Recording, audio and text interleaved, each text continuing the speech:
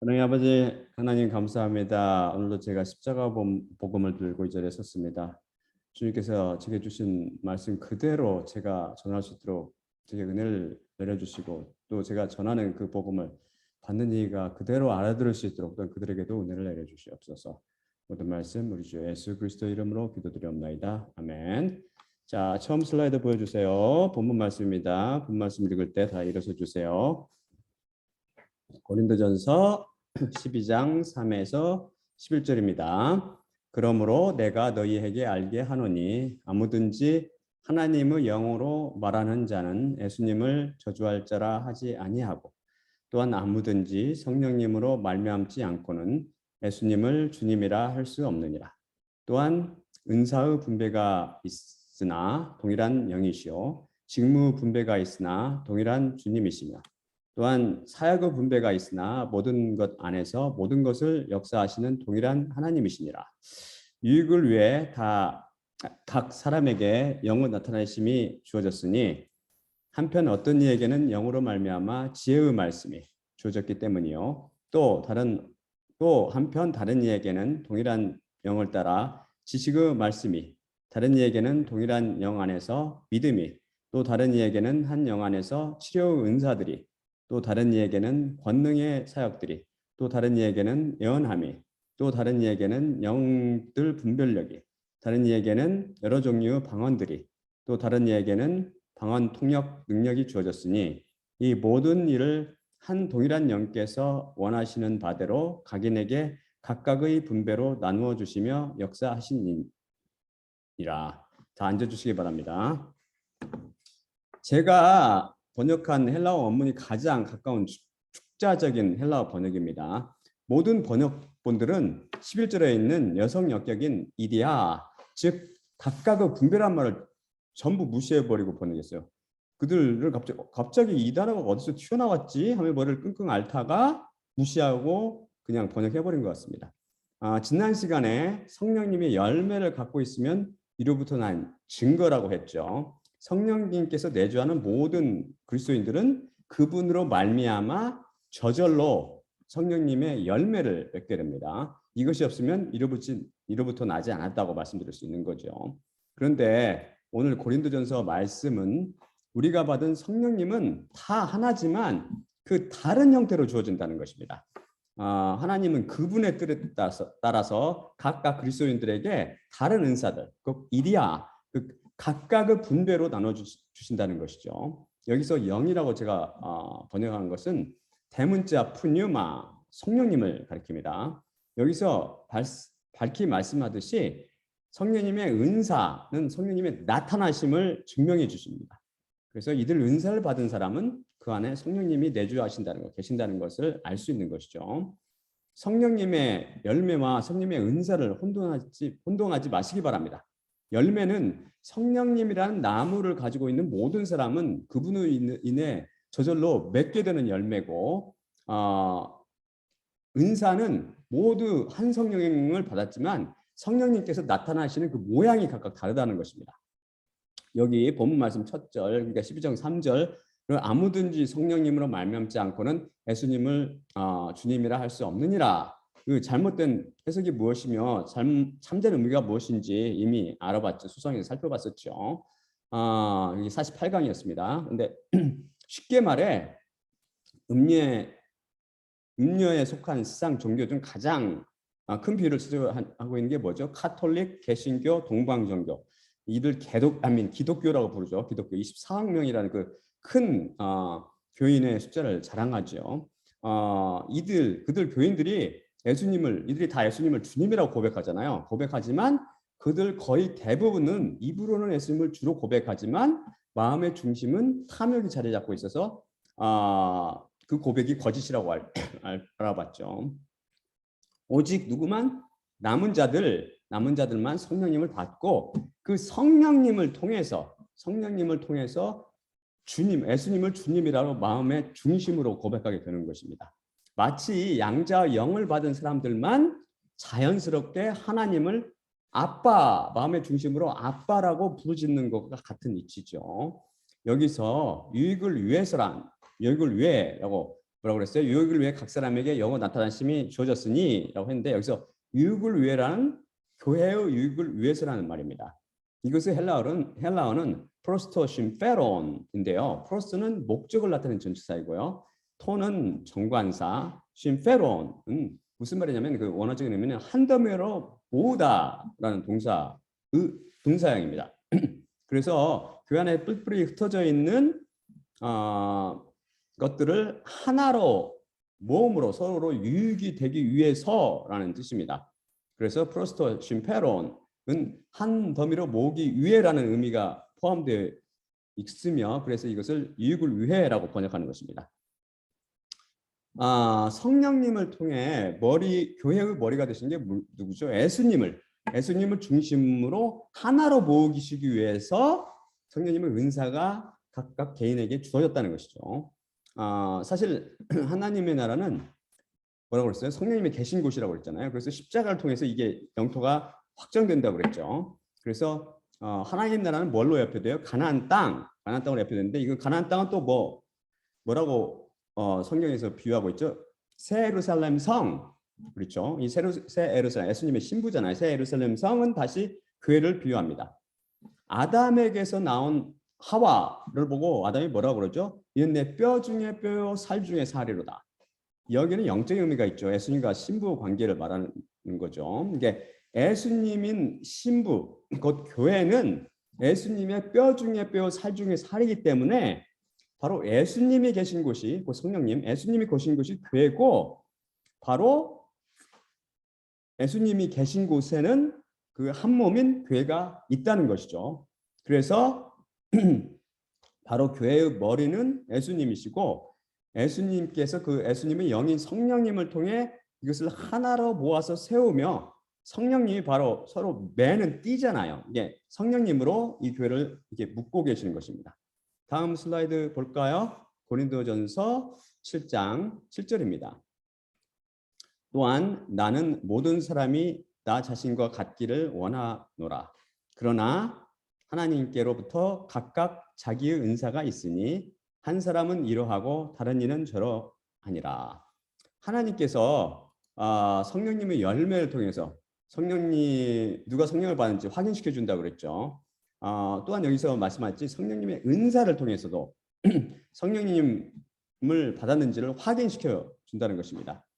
하나님의 자녀들은 반드시 이 말씀을 통해서 성령님을 통해서 성령님의 은사를 받기 때문입니다. 여기서 은사 헬라어는 카리스마로 원어적 의미는 공짜로 은혜롭게 주어진 것이라는 뜻으로 쉽게 말해서 gift, 선물이라는 뜻입니다. 그래서 성령님도 또한 성령님과 더불어 주어지는 성령님의 은사도 받을 자격이 없는 사람에게 거저 주시는 은혜로 거저 주시는 선물이죠. 그래서 여기 각각 자기의라는 헬라어는 헤카스토스 이디온인데 헤카스토스라는 것은 무슨 뜻이냐면 each와 every 그 뜻을 동시에 포함하는 그런 단어예요. 헤카스토스가. 그래서 이 대명사는 각각 원문마다 모두 뜻을 가집니다. 여기서는 각각의 사람마다 모두 뜻입니다.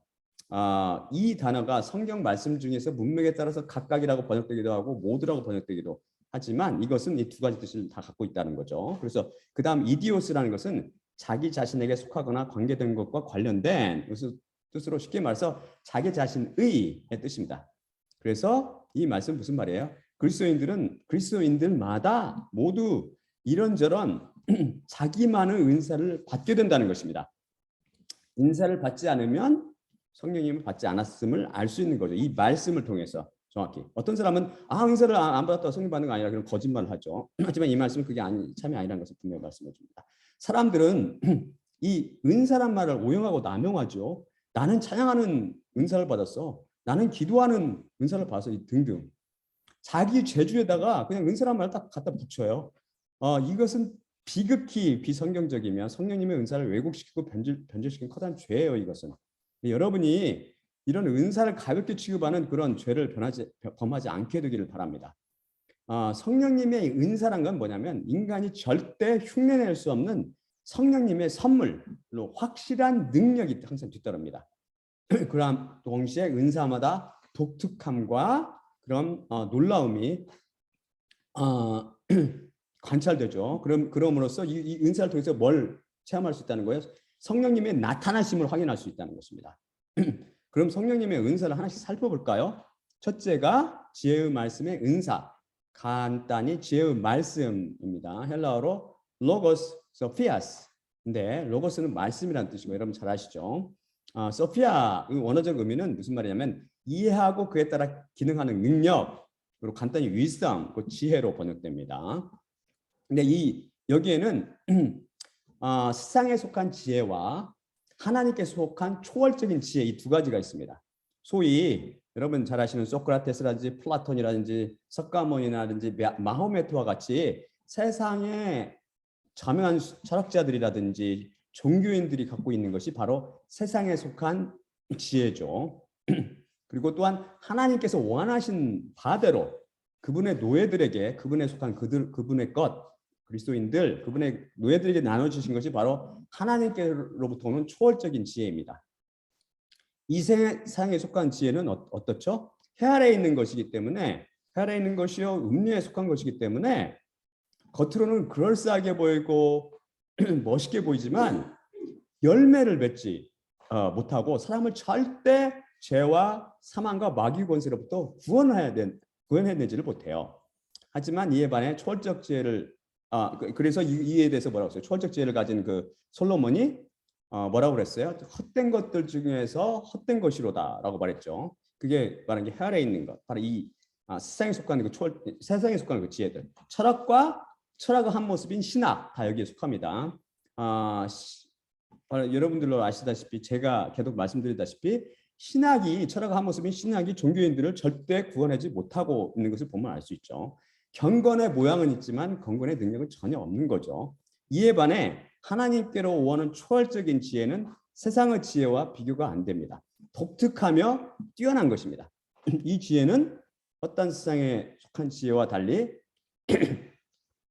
사람들을 어떻게 돼요? 죄와 마귀와 사망의 권세로부터 능히 구원해내는 거죠.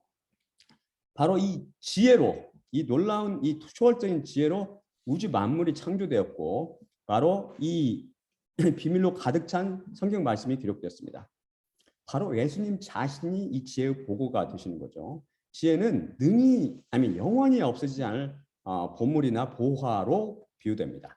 이 놀라운 하나님의 지혜를 해석할 수 있는 은사가 바로 지혜의 말씀을 받은 소수 사람들에게 주어졌습니다. 이 은사를 쉽게 표현해서 뭐라고 그 헬라어 사전에 나오냐면은 the gift of unveiling secrets, 비밀을 벗겨내는 은사 묘사합니다. 성경에 감춰진 mysterion, 이건 비밀이라고 그랬잖아요. 이 비밀을 풀어내는 은사죠. 하나님께서 감춰 놓으신 것을 드러내서 풀어주는 은사죠. 솔로몬이 바로 이 지혜 은사를 받았고 다니엘도 그랬죠. 성경 말씀 자체가 비밀이라고 언급하는 것들, 그런 비밀들을 깨닫는 것입니다. 대표적인 것이 뭐가 있었죠? 휴거의 비밀, 그리스도와 교회의 비밀, 이 경건의 비밀이 크로다 그랬죠. 그다음에 음료의 비밀, 이런 것들입니다. 이 지혜의 말씀을 받지 않고 성경 말씀을 풀거나 요한계시록이나 기타 선지서를 풀이하는 사람들을 보면 진짜 성경 말씀을 뒤죽박죽으로 완전히 왜곡시키고 변질시키고 있는 것이죠. 이게 정말 커다랗고 두려운 죄죠. 이 지혜의 말씀을 받은 대표적인 사람이 바로 사도 바울입니다. 사도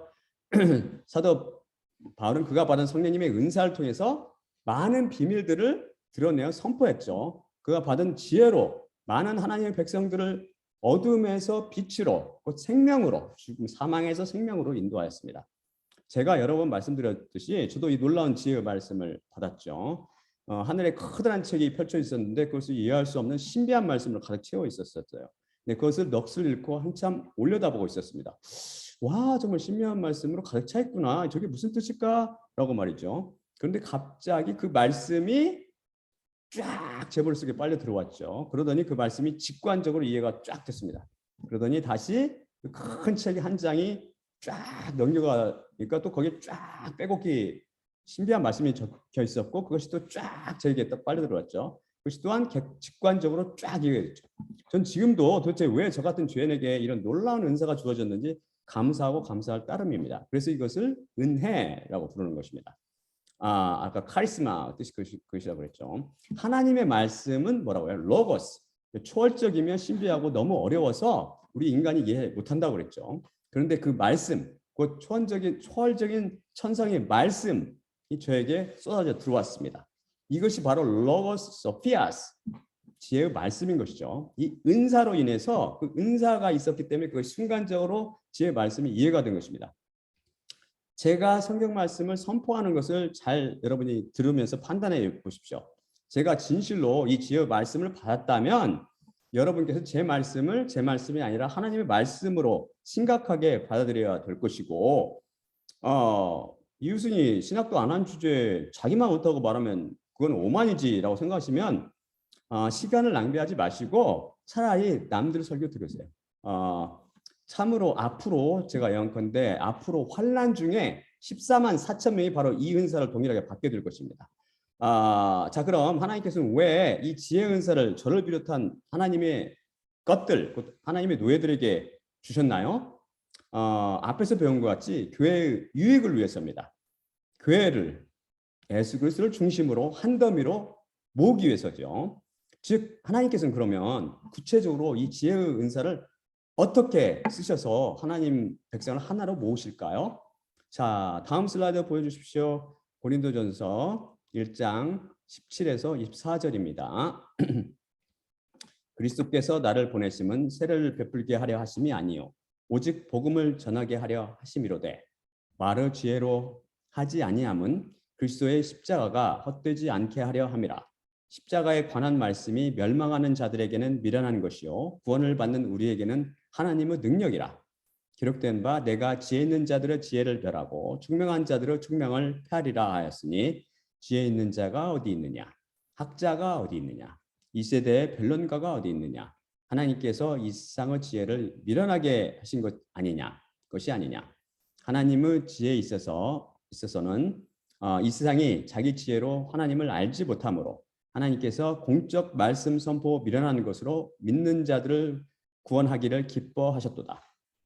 유대인은 표적을 구하고 헬라인은 지혜를 찾으나 우리는 십자가에 못 박히신 그리스도를 선포하니 유대인에게는 걸림돌이요 이방인에게는 미련한 것이로되 오직 부르심을 받은 자들에게는 유대인이나 헬라인이나 그리스도는 하나님의 능력이요 하나님의 지혜니라. 이 구절에 대해서는 제 23강에서 소상히 살펴봤으니 자세한 설명은 생략하겠습니다. 여기서 명확히 말씀하셨듯이 하나님의 지혜가 바로 뭐죠? 그리스도, 곧 예수님입니다. 그러면 예수님은 누구시죠? 십자가에 못 박히신 하나님이십니다. 따라서 지혜의 말씀은 십자가에 못 박히신 하나님, 곧 예수님 자체시며 이분에 대한 증언입니다. 바로 십자가에 못 박힌 예수님께서 말씀이 되시어 제 속에 은사로 들어와 계신 것입니다. 지혜의 말씀, 곧 성경 말씀은 십자가에 못 박힌 예수님이며 그 성경 말씀 전부가 예수님과 십자가에 대한 증언이라고 했죠. 지혜의 말씀의 은사는 바로 십자가에 못 박힌 예수님의 비밀을 밝히 드러내며 이것을 세상에 선포하는 은사입니다. 십자가 복음, 바로 십자가 복음이 지혜의 말씀의 핵심이며 이를 위해서 하나님께서 사도들을 통해서 또한 바울에게 또한 이 말세 저에게도 지혜의 은사를 주신 것입니다. 바울은 십자가 복음을 전하는 것이 바로 하나님께서 자신을 보내신 이유라고 지금 이렇게 밝히 선포하고 있잖아요. 이제 방금 읽은 쪽에서 말씀에서 십자가 복음을 통해서 하나님의 교회를 복음의 핵심이요 주인공이신 예수님께로 모으기 위함입니다. 그러기 위해서 이 복음, 지혜 은사가 주어진 거죠. 그런데 음료가 주인인 이 세상 교회에 십자가 복음이 있나요?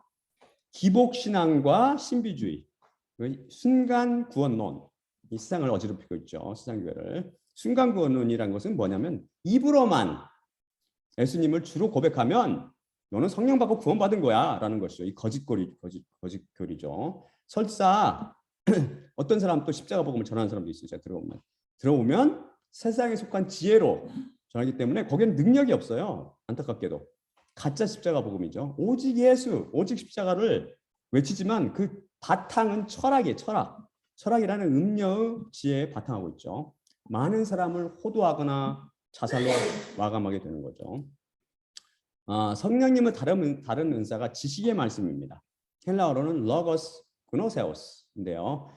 그노세오스는 주격으로 된 그노시스란 말은 무슨 말이냐면은 어떤 것을 이해하거나 지적으로 파악함이라는 뜻입니다. 어떤 것에 성경 말씀을 대신 치환해 놓으면 성경 말씀을 이해하거나 지적으로 파악하는 은사가 되는 거죠. 이 은사를 받게 되면은 구원의 원리를 제대로 깨닫게 되며 사람들을 구원으로 인도하는 거죠. 그런데 이 지식도 어때요? 온전히 지혜와 지식을 보고인 예수님께 속해 있으면 예수님부터 오는 거죠. 그렇기 때문에 이게 성령님의 은사잖아요. 예수님께서는 지식의 열쇠를 가지고 자기는 물론 들어가는 자들도 막는 율법사들을 향해서 파있을진저 율법 교사여, 너희가 지식의 열쇠를 가져가서 너희도 들어가지 않고 또 들어가고자 하는 자도 막았느니라고 책망하고 있습니다. 그 다음이 바로 믿음의 은사입니다. 십자가를 통과한 사람은 모든 사람은 믿음을 가지고 있죠. 하지만 이 믿음의 은사를 받은 사람은 산을 옮길 만한 믿음을 가지게 됩니다. 이 믿음의 은사는 뭘 위해서 하는 거예요? 그의 유익을 위해서 하기 때문에 남들에게 보이기 위해서 산을 옮기는 그런 쇼는 하지 않겠죠, 당연히. 제 생각에는 진짜 힘들게 얻은 백세둥이 이삭을 전혀 주저함 없이 하나님께 바친 믿음의 조상 아브라함이 이 은사를 받지 않았나 제가 생각해 봅니다. 신약 히브리서 11장에 등장하는 많은 믿음의 선배들이 이 은사를 받았을 것으로 추정합니다. 다음은 치료의 은사입니다. 헬라어로 카리스마타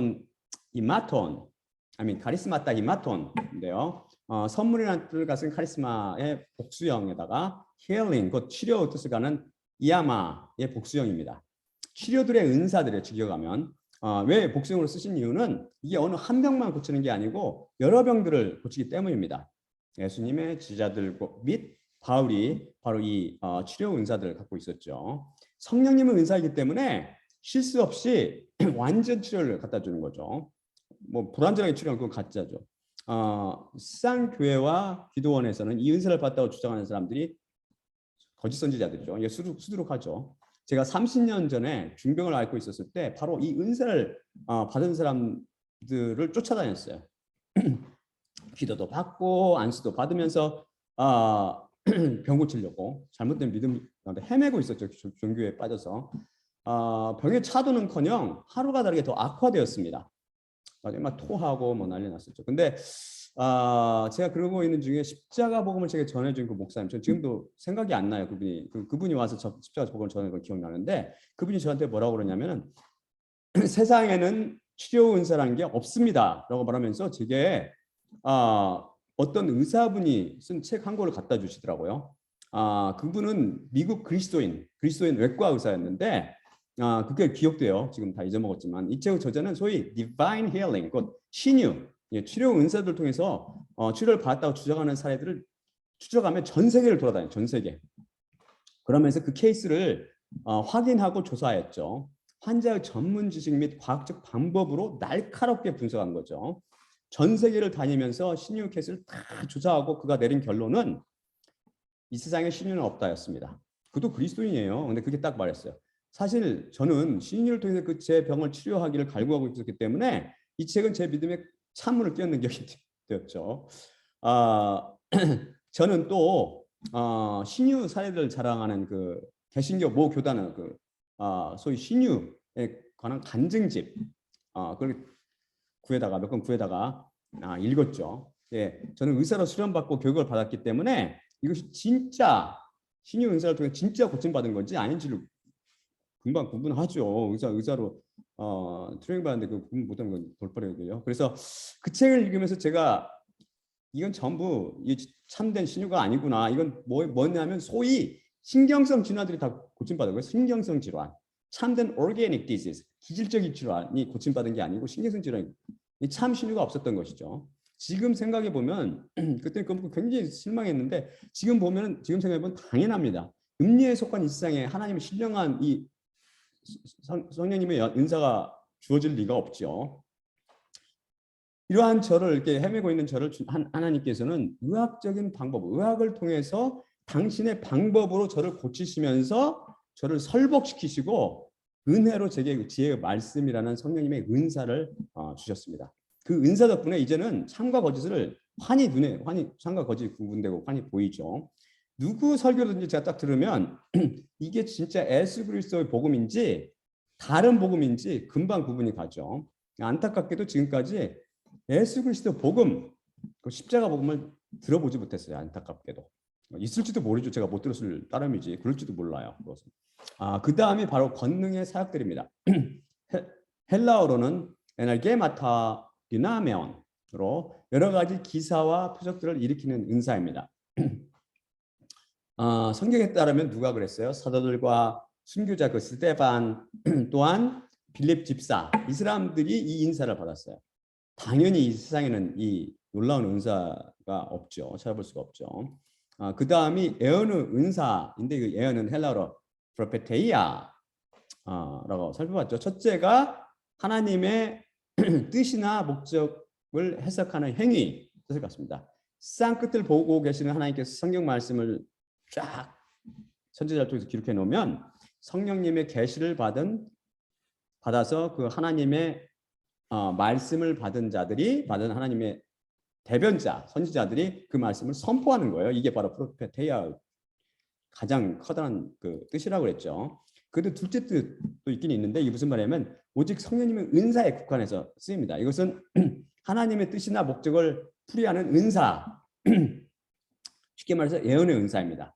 이건 누가 대표적인 사람이냐면 초대교회 때 옛날 예루살렘 교회에서 안디옥 교회에 내려온 그 선지자들이 있었는데 그 중에 한 명이 아가보라는 사람이 있었어요. 그 아가보라는 사람이 뭐라고 그랬어요? 곧 큰 흉년이 들 것이다라고 딱 예언했는데 그 흉년 그것이 로마 황제 글라우디오 때 정확히 성취됐죠. 바로 아가보가 예언의 은사를 받은 사람임을 증명해 줍니다.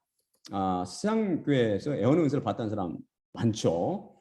이 참인지는 두 가지로 확인하시면 알아요. 첫째, 제가 계속 말씀드리고 있는 것 같이 위로부터 남은 증거가 있는지, 성령님의 열매가 있는지, 위에도 여러 가지 많았었잖아요. 그리고 둘째, 그 예언이 그가 말한 대로 그대로 일어나는지를 확인하면 됩니다. 뭐 10개 예언인데 5개 맞고 5개 틀리고 그건 가짜죠. 백발백중이어야 된단 말이에요. 성령님의 은사는 실수로 하지 않죠. 성령님은. 그 다음이 영들 분별력의 은사인데 이것은 헬라어로 디아크리세이스 푸뉴마톤입니다. 디아크리세이스 푸뉴마톤인데 디아크리시스란 말은 무슨 말이냐면 구별하고 평가하는 능력이란 말입니다. 푸뉴마톤 여러분 잘 아는 푸뉴마 영이란 말은 소유격 복수예요. 그래서 이 은사는 영들을 분별하는 능력의 은사, 간단히 영들 분별력의 은사 이렇게 말할 수 있죠. 이걸 가진 사람이 누구예요? 바로 자기들이 판 땅에서 그 돈을 일부를 감추고 일부만 사도들에게 바친 그 아나니아와 그 안에 삽비라가 그걸 딱 보고 그가 거짓 영인 사탄으로 가득 찬 것을 금방 알아채고 성령님을 왜 시험하느냐고 호통친 사도 베드로. 바로 이 영들의 영들 분별력의 은사를 가진 것을 알 수 있죠. 척 보면 척 아는 거죠. 척 보면 척 아는 거. 그 다음이 여러 종류 방언들로 묘사되는 은사로 헬라어로는 게네 글로손인데요. 게네라는 것은 게노스 복숭인데 게노스라는 게 첫째 사람에게 써요. 사람한테 쓸 때는 무슨 뜻이냐면 후손이라든지 가족이라든지 친척이라든지 또는 나라나 민족 여러 가지 뜻으로 쓰는데 이것은 문맥을 통해서 파악하셔야 돼요. 그 다음에 둘째 뜻은 공통된 특성으로 결합된 개체들 그래서 쉽게 말해서 종류라고 번역됩니다. 여기서는 이 둘째 뜻으로 쓰였죠. 그 다음에 글로서는 글로사의 복수형으로 글로사는 세 가지 뜻이 있어요. 첫째는 tongue, 이 organ으로서 tongue, 이 기관으로서 tongue. 두 번째는 language나 tongue, 즉 언어라는 뜻이 있고 세 번째는 은사로서 방언으로 번역되는 거죠. 세 가지 뜻이 있습니다. 헬라어는 근데 여기서는 복수로 되어 있어요. 즉 여러 종류 방언들의 은사라는 거죠. 쉽게 말해서 병들을 고치는 치료 은사들처럼 이 여러 종류 방언을 말하는 은사를 말합니다. 이 은사를 받으면 한 방언만 말하는 게 아니고 여러 방언을 말할 수 있다는 것입니다. 그거죠. 그다음에 아홉 번째가 방언 통역의 능력입니다. 이것은 헬라어로 엘메네이아, 글로손. 근데 엘메네이아라는 것은 통역하는 능력이란 말입니다. 이 은사는 여러 종류 방언들을 말할 수 있는 은사처럼 여러 종류 방언들을 통역할 수 있는 은사입니다. 한 방언만에 여러 방언들을. 이게 바로 성령님이 은사인 거죠. 그런데 많은 사람들이 뭐라고 그래요? 자기가 방언할 수 있으면 그렇기 때문에 자기가 성령을 받았다고 그게 주장하죠. 자랑도 하고. 이에 대해서 제 책 당신은 살아있고 신은 죽었다고요? 예, 비판하고 있으니까 한번 참 읽어보시기 바랍니다. 그리고 여기서 다시 다른 걸 덧붙이면 방언을 말하는 것을 영어로는 speaking in tongues라고 하는데 이것은 헬라어 글로솔랄리아에서를 직역한 거죠. 근데 이거에 대해서 1972년에 토론토 언어학자 윌리엄 이 사람이 윌리엄 J. 사마린이라는 사람인데 이 사람이 이 오순절 방언에 대해서 오순절파들이 특히 주장하잖아요. 이 오순절 방언에 대해서 철저한 언어학적인 평가를 보고했어요. 1972년에. 그는 이 평가를 위해서 5년 동안 이탈리아, 네덜란드, 자메이카, 캐나다, 미국 등지 공개 및 비공개로 그 오순절 그 집회, 개신교 오순절 집회에서 녹음된 것들 많은 그 녹음된 많은 방언들을 기반으로 했습니다. 여기에는 전 세계에서 유명한 그런 영적 지도자들의 방언도 포함되어 있는 거죠. 그래서 사마리는 뭐라고 결론 내리냐면 방언은 인간 언어하고 유사성이 단지 표면적일 뿐이라고 말했어요. 이것은 언어 외관일 뿐, 그러니까 무늬만 언어고 언어가 아니라는 거죠. 문자열이 단어를 형성하지 않고 그 말에 따르면 말의 흐름이 내부적으로 조화되지 않았으며 무엇보다도 말 단위와 개념 사이에 체계적인 관계가 없었기 때문에 이러한 결론에 도달했습니다. 그러니까 그들이 그가 분석한 기초에서 그가 뭐라고 말했냐면은 방언을 말하는 사람은 자기가 실제로 언어를 말한다고 이게 주장하고 있지만 착각하고 있지만 실제는 지금 현존하는 살아있거나 또는 이미 죽은 그런 언어, 지구상에 존재하거나 존재했던 그 언어와 조직적으로 전혀 유사하지 않은 것으로 결론을 내렸습니다. 그러니까 그건 가짜죠. 쉽게 말해서 지금 방언 말하는 거. 그런데 여러분은 방언은 개신교만 한다고 생각하십니까? 근데 제가 이거에 대한 그 자료를 준비하면서 그 유튜브를 보니까 천주교 사람들도 카톨릭 교인들 또 똑같이 그다음에 남무혈안 개교인 불교인 똑같아. 그리고 제가 알아본 바에 따르면은 천도교인과 무당들도 심지어 한대 이 방언을. 그래서 어떤 다른 언어학자 펠리시타스 굿맨이라는 사람이 미국 및 카브리해 및 멕시코와 여러 오순절 공동체를 연구했죠. 여기에는 영어, 스페인어 및 마야를 사용하는 그런 그룹들이 포함되어 있었죠. 그녀는 자신이 발견한 것을 그 사람들 오순절 그 사람들 그 다음에 아프리카, 보르네오, 인도네시아, 일본 같은 비기독교인들 남모혈안 개교라든지 무슨 이상한 잡다한 타 종교 무당이라든지 여러 가지 그것들을 포함한 그 녹음 이 두 가지를 비교해봤어요. 쫙 비교해 그녀는 뭐라고 결론을 내냐면은 이들의 소리, 음절, 등 분절적 구조와 리듬이나 억양과 같은 초분적 요소를 모두 고려해 보니까 오순절 개교교들이 하는 그런 방언과 다른 종교에서 하는 다른 종교 추종자들이 하는 그런 방언 사이에 차이가 없다는 결론을 냈어요. 똑같다고 결론 딱 내렸어요. 쉽게 말해서 모든 종교 방언이 다 똑같다는 소리죠. 그러면서 뭐라는 소리예요? 가짜라는 소리죠. 쉽게 말해서 언어학자들이 현대 방언에 대한 결론입니다. 이게 말해서 쉽게 말해서 다 거짓이란 말이에요. 이것은 당연히 성경이 말하는 방언과 거리가 멉니다. 하나님께서 그들이 모두 거짓임을 성경 말씀 통해서 밝히 드러내죠. 제가 여러 종류 방언의 은사들을 기록한 성경 구절을 헬라어 원을 찾아보니까 대부분 뭐라고 쓰였냐면 글로손이라고 방언들이라고 복수로 되어 있고 글로사라고 단수로 되어 있는 것도 있는데 12장이고 고린도서 12장. 근데 이 여러 종류 방언들이 은사를 받은 사람이 또 그 아민 구체적으로 하나의 방언을 말하는 것을 묘사할 때만 쓰입니다. 맞아요. 그래서 여러분이 똑같은 하나의 방언만 말할 수 있다면 이것은 귀신한테 속거나 자기 최면에 꼬부라진 헛소리일 가능성이 크지요.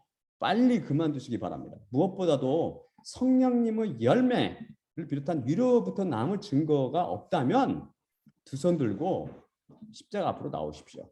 다음 슬라이드 볼까요? 사도행전 2장 1에서 13절입니다. 오순절의 그날이 이르러 모두 같이 한 곳에 있었더니 호련히 하늘로부터 강한 바람이 몰아치는 것 같은 소리가 나며 그들이 앉아있는 온 집을 가득 채우니 마치 불처럼 갈라진 혀들이 그들에게 나타나 그들 각 하나씩 위에 앉고 모두가 성령님으로 충만해지며 그 영이 그들에게 주어 표현하게 하는 대로 다른 언어들로 말하기를 시작하니라. 그때 경건한 유대인들이 천하 모든 나라들로부터 와서 예루살렘에 살고 있었더니 이 소리가 나매 큰 무리로 한데 모여 하나씩 각각 자기 나라 언어로 그들이 말하고 있는 것을 들으며 혼돈되니라. 또 크게 놀라고 기이하게 여겨 이르되 보라 말하는 이 사람들이 다 갈릴리 사람들이 아니냐. 그런데 어찌하여 우리 자신들이 각각 우리가 태어난 곳을 그 언어로 듣고 있는가. 바데인과 메데인과 엘라님과 또 메소포다미아와 유대와 갑바도기아, 본도와 아시아, 부르기아와 밤빌리아, 애국과 구레네 인접한 리비아와 여러 지방에 사는 사람들과 로마로부터 온 방문객인 유대인들과 유대교 개종자들, 그레데인과 아라비아인인 우리가 그들이 우리의 언어로 하나님의 위대하심을 말하는 것을 듣고 있도다. 또한 모두가 크게 놀라고 당혹하면서 서로 이르되 이것이 어찌 되려 하는 것일까 하고 하지만 어떤 이들은 조롱하며 그들이 새술로 가득 찼느니라 말하니라. 제가 여기서 헬라어 글로사를 언어라고 번역하고 있죠. 방언이라고 번역하지 않는 이유는 이미 앞에 살펴본 것처럼 이 단어는 언어라는 뜻이 있고 방언은 은사를 나타낼 때는 방언이라고 번역해야 되는데 사도행전 오순절 성령 강림 사건을 다룬 이 기사에서는 지금 성령님의 은사를 묘사하는 구절이 아닙니다. 그것은 성령님의 강림을 통해 하나님의 위대하심을 만천하에 공포하는 사건이죠. 모든 사람이 똑똑히 알아들을 수 있도록 언어를 신기하게 하나님께서 이용하셔서 하나님의 위대하심을 선포하게 하신 사건이죠. 그래서 방언의 은사가 다른 거죠. 방언의 은사는 고린도전서 14장에서 분명히 밝히듯이 이를 통역하는 사람이 있어야 사람들이 알아듣습니다. 아까 제가 잠깐 14장 12장에서도 방언의 은사에 대해서 말하고 14장에서 방언의 은사에 대해서 말합니다. 이게 근데 통역하는 사람이 있어야 이걸 알아듣습니다. 그런데 오순절 날 성령님을 받은 예수님의 제자들을 비롯한 그리스도인들이 그냥 성령님께서 시키는 대로 말을 하는데 이것을 듣는 사람이 어디서 왔느냐에 따라서 각각 자기 언어로 들렸기 때문입니다. 통역이 필요 없었던 것이죠. 그것은 만약에 거기에 한국에서 살다 온 유대인이 있다면 그들은 한국말로 한국에서 태어난 그 유대인, 한국에서 태어난 유대인들이 한국에서 있다가 그쪽에 가 있다면 그들은 사도들과 성도들이 다 한국말로 하나님의 위대하심을 선포하는 말씀으로 들었을 거라고요. 이것은 그래서 방언이 아니고 언어로 번역해야 마땅합니다. 그런데 종교인들이 이것을 잘못 해석해서 엉뚱한 한 종교 지파를 만들어냈죠. 오순절파라든지. 또한 12절 이것이 12절 이것이 어떻게 되려 하는 것일까? 사도행전 2장 12절. 라고 제가 번역한 것은 헬라어 원문이 어떻게 되냐면 T, 셀레이, 투토, 에이나이인데 이것을 모든 한글 성경은 이 어찌된 일이냐? What's going on here? 이런 의미가 내포되는 거죠. 이렇게 번역하거나 비슷한 걸로 번역했고 영어 성경들은 이와는 다른 의미로 What does this mean? 이게 무슨 뜻이지? 이게 왜 이런 게 일어났지? 이런 뜻으로 이거 비슷하게 번역했습니다. 오역했죠, 둘 다. 이게 원래 이런 번역이 왜 여기서 이렇게 나오는지 이해가 안 갑니다. 이게 이 헬라어 원문을 지역하면 이것이 뭐냐면 이것이 무엇이 되기를 원하는 거지입니다. 이게 의문 대명사 t는 what 무엇이라는 뜻을 갖기 때문입니다. 그런데 의문 대명사 t는 놀라움을 표현할 때는 how 즉 어떻게라는 뜻도 같습니다. 그래서 이 문장은 이것이 어떻게 되기를 원하는 거지? 라고 번역할 수 있습니다. 보다 우리말에 가깝게 번역하면 이것이 어떻게 되려는 것일까? 혹은 더 간략히 이것이 어떻게 되려는 것일까? 라고 번역이 됩니다. 제가 예를 들어서 설명해 드릴게요. 여러분이 창에 서가지고 바깥을 쭉 구경하고 있는데 갑자기 밝았던 대낮이 깜깜해지더니 하늘에서 새들이 일렬로 정렬해서 북쪽에서 남쪽으로 쫙 날아갔어요. 그런데 또 보니까 쥐들이 모두 일렬로 줄을 지어서 북쪽에서 남쪽으로 쫙 향해 달려갔습니다. 조금 있으니까 개들이 일렬로 쭉 서가지고 북쪽에서 남쪽으로 쫙 향해 달려갔어요. 이 진기한 광경을 보고 그때 속으로 이것이 어떻게 되려는 것일까? 라고 말하겠죠. 왜 이런 일이 일어났지? 다음에 무슨 천재쯤에 일어나는 것이 아니야? 이런 의미 아니에요? 바로 이 놀라운 성령 강림으로 인한 이 기이한 광경을 목격한 사람들이 바로 이렇게 놀라움을 표현하는 의미로 이렇게 말하고 있는 것입니다. 이 놀라운 성령 강림 사건이 진실로 어떤 일이 일어났죠? 어떻게 됐죠? 그 이후에 바로 마귀에 속한 세상을 성령님께서 십자가를 무기로 쳐부수며 영혼 구원을 사기 시작된 거죠. 참 놀라운 사역이 지금 저를 통해서 또 사역이 선포되고 있는 거고. 그래서 성령님의 그러면 누군가가 그러면 성령님의 그 이 9가지 은사들 중 하나도 받지 못하면 성령님을 받지 못한 것이나요? 라고 물을 수 있습니다. 다음 슬라이드 볼까요? 다음 슬라이드 보여주세요. 로마서 12장 3에서 8절입니다. 내게 주어진 은혜로 말미암아 너희 중에 있는 모든 이에게 말하노니 마땅히 생각할 그 이상으로 높게 생각하지 말고 하나님께서 각 사람에게 할당하신 믿음의 분량대로 분별력 있게 생각하라. 실로 우리가 한 몸 안에 많은 지체를 가진 것과 같이 모든 지체가 같은 기능을 가지지 않았으니 이와 같이 우리 많은 이들이 그리스도 안에서 한 몸이 되며 하나씩 서로에게 지체가 되었느니라. 우리에게 주어진 은혜를 따라 갖고 있는 은사가 다르니 혹 예언이면 믿음의 비율대로 혹 봉사면 봉사 안에서 혹 가르치는 자면 가르침 속에서 혹 권면하는 자면 권면 안에서 나눠주는 자는 관대함 안에서 다스리는 자는 진지함 안에서 긍휼을 베푸는 자는 쾌활함 안에서 할지니라. 은사가 또 있습니다. 여기 나오는 로마서죠. 여기 첫째 나온 것이 예언의 은사인데 고린도전서 12장에 이미 나왔기 때문에 겹치는 거죠. 그거 말고 또 6가지가 또 있습니다. 그리고 첫째가 봉사입니다. 여기서 헬라어는 디아코니아인데요. 봉사의 수행이란 말입니다. 봉사라는 게 뭐죠? 교인을 돕고 섬기는 것을 말하죠.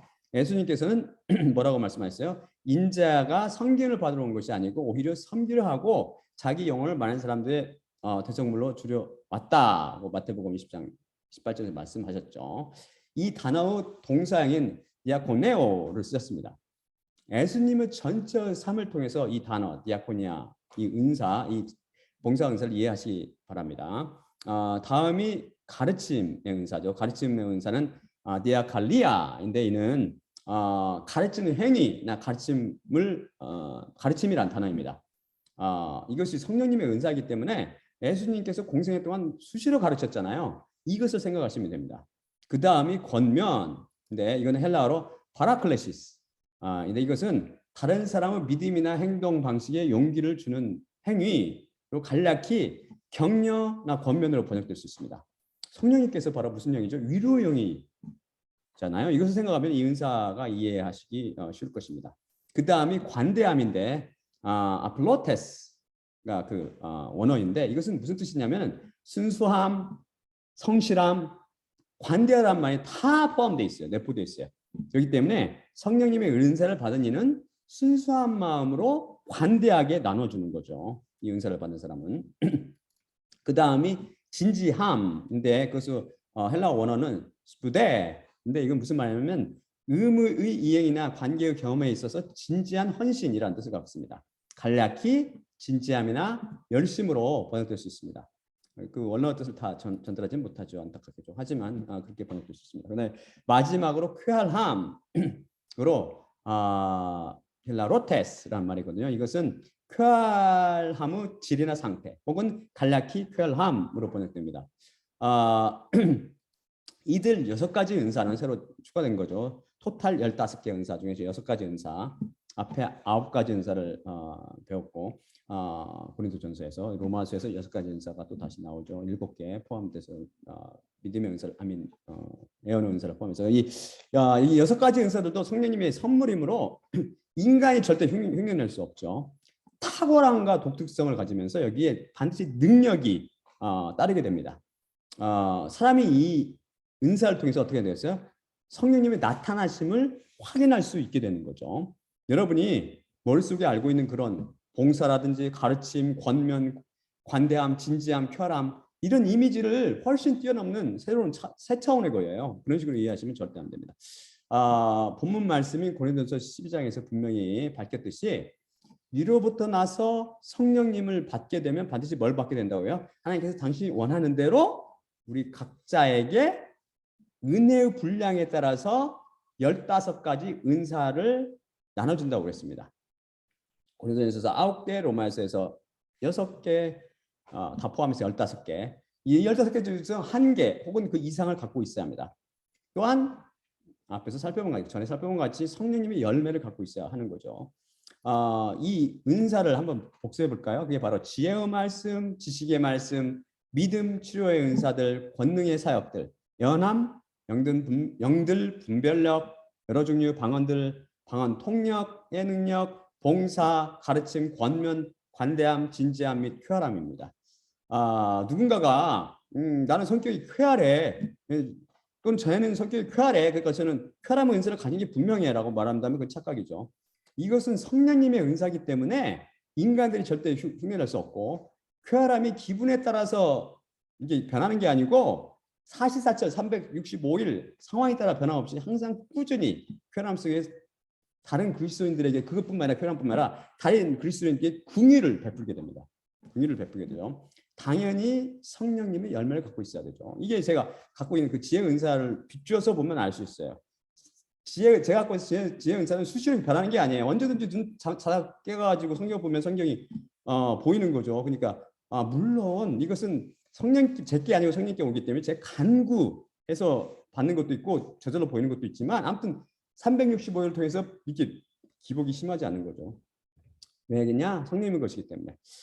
여러분은 자신 스스로를 시험하고 면밀히 검사하여서 자기가 예수님과 함께 십자가에 못 박혀서 성령님을 받고 그로 인해서 이를 통해서 위로부터 남으며 이에 대한 증거가 있는지를 확인해 보십시오. 아니라면 겸손한 마음으로 십자가 앞에 나와서 간절히 회개의 영을 달라고 간구하시기 바랍니다. 자, 마지막으로 고린도전서 11장 23에서 26절 읽고 마치겠습니다. 내가 너희에게 전한 것은 주님께 받은 것이니 곧 주 예수님께서 잡히시던 밤에 떡을 취하시고 감사하신 후 떼어 이르시되 이것은 너희를 위하는 내 몸이니 이것을 행하여 나를 기억하라 하시니라. 이후에 또한 그와 같이 잔을 취하시고 이르시되 이 잔은 내 피로 세운 새 언약이니 이것을 행하여 마실 때마다 나를 기억하라 하시니라. 그러므로 너희가 이 떡을 먹으며 이 잔을 마실 때마다 주님의 죽으심을 그분이 오실 때까지 전파할지니라. 예수님의 몸과 피로 상징되는 떡을 떼며 잔을 마실 때마다 십자가에 달려 돌아가셔서 우리에게 성령을 내리심으로 15가지 성령님의 은사를 당신의 원대로 우리들의 은혜 분량에 맞춰 나눠주신 예수님만 바라봅시다. 또한 나의 십자가를 기억하고 내가 다시 올 때까지를 전파하라고 말씀하신 예수님의 십자가와 그분의 죽으심을 기억하고 전하며 성령님의 은사를 사모하며 간구하시기를 바랍니다. 자, 그러면 제가 기도하고 마치겠습니다.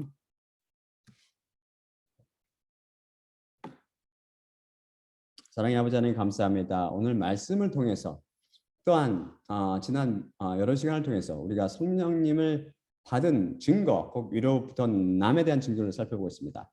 이 증거를 살펴보고자 하면 자기 자신 상태를 파악하여 자기가 착각 속에 살다가 영원한 지옥 속에서 이를 갈며 후회하지 않도록 하기 위함이며, 또한 이것을 깨달았으면은 우리의 교회의 머리가 되시는 예수님께 나와 그분의 십자가에 두 손 들고 나와 회개의 영을 달라고 간구하게 하기 위함입니다. 그래서 그 영혼이 구원받게 하기 위함입니다. 사랑의 아버지 하나님, 제게 지혜의 말씀을 주셨사오니 이 지혜의 말씀을 통해서 제가 선포하는 십자가 복음을 통해서 많은 사람들이 죄와 사망과 마귀의 권세로부터 진실로 해방되게 하옵시고, 그들이 진실로 제가 전하는 이 복음을 제가 하는 말이 아니고 하나님께서 하시는, 성령께서 하시는 말씀으로 받을 수 있도록 그들에게 또한 은혜를 내려주시고, 그들이 간구할 때 저들에게 또한 15가지 은사 중 그 하나를 내림으로 그들도 또한 하나님을 자녀로 인정하시고 그 이마에 인을 표시하여 주시기를 기도드립니다. 모든 말씀 우리 주 예수 그리스도의 이름으로 감사하며 기도드리옵나이다. 아멘.